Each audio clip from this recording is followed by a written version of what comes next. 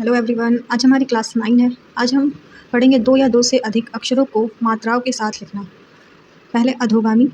यदि प्रथम अक्षर अधोगामी है तो दूसरा अगला अक्षर कोई भी हो। पहला नियम कहता है यदि प्रथम स्थान का स्वर है तो प्रथम अधोगामी रेखा के ऊपर लिखा जाएगा।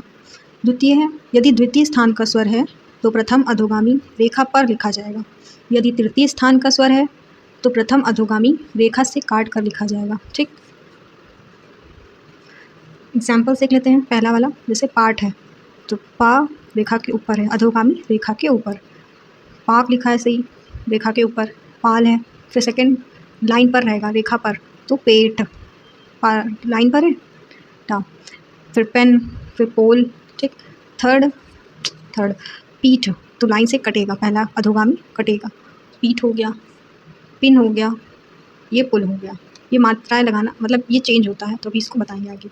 नेक्स्ट ऊर्ध्वगामी। यदि प्रथम अक्षर ऊर्ध्वगामी है तो दूसरा अगला अक्षर कोई भी हो। यदि प्रथम स्थान का स्वर है तो प्रथम ऊर्ध्वगामी रेखा के ऊपर लिखा जाएगा।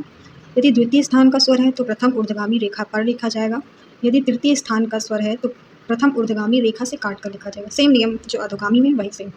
जैसे पहला का है लाल, तो लाल रेखा के ऊपर, लान है तो रेखा के ऊपर प्रथम स्वर है। तो सेकेंड आता है तो लाइन रेखा पर, तृतीय तो रेखा से काट कर बना है। ठीक, यहाँ पे एक चीज़ नोट करनी है, जैसे मात्रा वाली थी ना, जब तृतीय स्थान का स्वर दो रेखा अक्षरों के मध्य में आता है तो वह स्वर दूसरे रेखा अक्षर में तृतीय स्थान पर पूर्व में लगाया जाता है। जैसे मिलना, अब ये तृतीय स्थान का स्वर आया है। ठीक, तो ये जैसे तृतीय स्थान का स्वर है ई की मात्रा हमारी कहाँ जाएगी, माँ ला ना।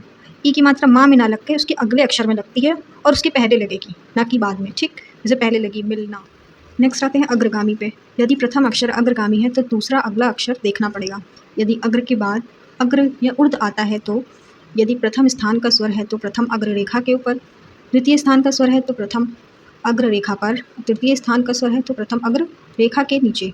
जैसे एग्जाम्पल प्रथम स्थान का है काम, सेकंड द्वितीय स्थान का केम तो रेखा पर, तृतीय स्थान का कीम तो रेखा से नीचे।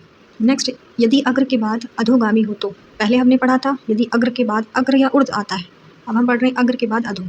तो नियम है यदि प्रथम स्थान का स्वर है तो अग्र और अधो दोनों रेखा के ऊपर होंगे। द्वितीय स्थान का है तो अग्र रेखा के ऊपर अधो रेखा पर होगा।